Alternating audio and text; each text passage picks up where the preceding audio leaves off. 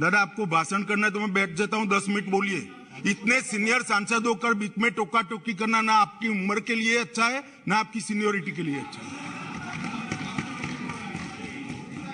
मैं बैठ जाता हूं, आप भाषण करिए 10 मिनट प्लीज।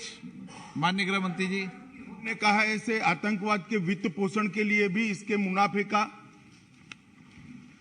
जो देश भारत में आतंकवाद को बढ़ाना चाहते हैं, समर्थन देना चाहते हैं, वो इसका उपयोग करते हैं और देश के अर्थतंत्र के अंदर ये डर्टी मनी की प्रेजेंस देश के अर्थतंत्र को भी खोखला करती है। इसलिए जो नरेंद्र मोदी जी ने, देश के सम्मानीय प्रधानमंत्री जी ने गृह विभाग के सामने एक लक्ष्य रखा है नशा मुक्त भारत का, मैं निश्चित रूप से इस सदन को आश्वासन देना चाहता हूं, आश्वस्त करना चाहता हूं कि लक्ष्य की पूरी परिपूर्ति के लिए हमारी ओर से कोई कसर नहीं छोड़ी। मान्यवर, ये लड़ाई ना केंद्र की है, ना राज्य की है, ना कोई एक विभाग की है। केंद्र सरकार और सभी राज्य सरकार और केंद्र शासित प्रदेशों ने मिलकर ये लड़ाई लड़नी पड़ेगी, क्योंकि इसका परिणाम लाना है तो बहुआयामी लड़ाई लड़े बगैर ये परिणाम नहीं आ सकता है। बॉर्डरों को से भी ड्रग की एंट्री को रोकना पड़ेगा, एयरपोर्ट और बंदरगाहों से भी ड्रग की एंट्री को रोकना पड़ेगा।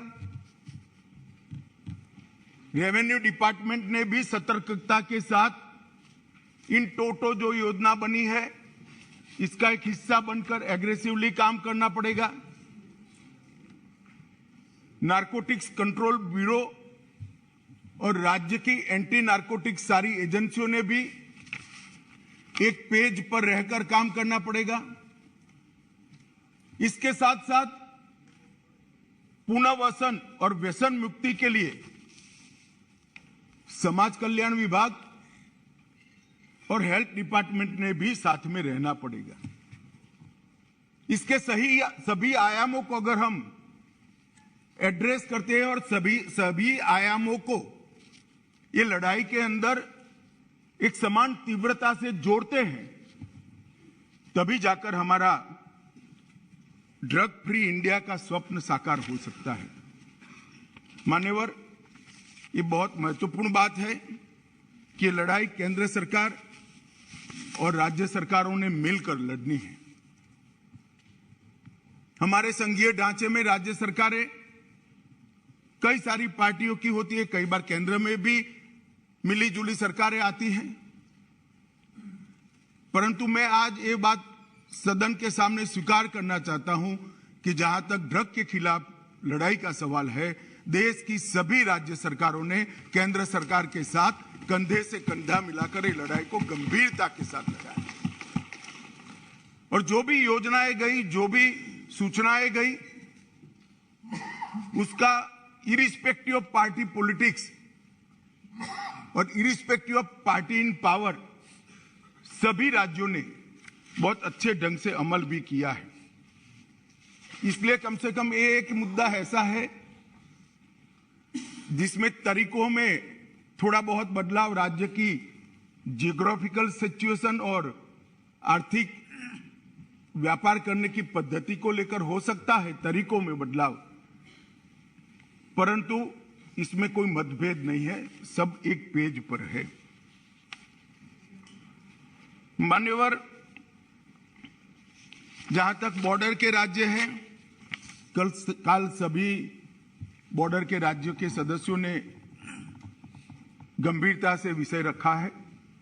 मैं स्पष्ट कर देना चाहता हूं कि बॉर्डर से ट्रेड का सवाल है, पाकिस्तान के साथ अभी कोई ट्रेड हमारा बॉर्डर से नहीं होता है, इससे ड्रग आने का सवाल नहीं है, परंतु इससे हमारी दिक्कतें समाप्त नहीं होती।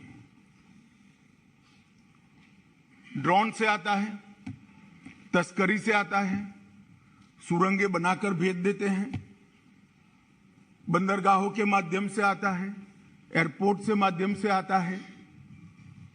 तो व्यापार बंद करने से इस समस्या का समाधान नहीं आया है। समस्या को जहां जहां पर वो लोग अपना नया तरीका ढूंढते हैं, उसको हमें नसीहत करना पड़ेगा, समाप्त करना पड़ेगा। मान्यवर, एक बहुत सारे सदस्यों का सुझाव आया। हो गया भैया, आगे मेरा पूरा भाषण समाप्त होने के बाद आप कुछ कह सकते हैं। मान्यवर, जहां तक कानून का सवाल है, ढेर सारे लोगों ने कहा, दादा ने कहा कि इसमें फांसी की सजा होनी चाहिए या नहीं होनी चाहिए, किसी ने कहा कि इसको कठोर बनाना चाहिए। मैं भारत सरकार की नीति बहुत स्पष्टता से इस सदन के माध्यम से देश की जनता के सामने रखना चाहता हूं। जो दादा आपको भाषण करना है तो मैं बैठ जाता हूं, 10 मिनट बोलिए। इतने सीनियर सांसद होकर बीच में टोका टोकी करना ना आपकी उम्र के लिए अच्छा है, ना आपकी सीनियोरिटी के लिए अच्छा है। मैं बैठ जाता हूं, आप भाषण करिए 10 मिनट। प्लीज, माननीय गृह मंत्री जी, माननीय गृह मंत्री जी। हर बार नहीं करनी चाहिए, विषय की गंभीरता को समझना चाहिए, तो बोले नहीं होते। आप इतना क्रोधित क्यों होते हैं? क्रोधित नहीं होता हूं भैया, समझाता हूं। कई बार समझाना पड़ता है बड़ों को भी। मान्यवर, जहां तक कानून का सवाल है,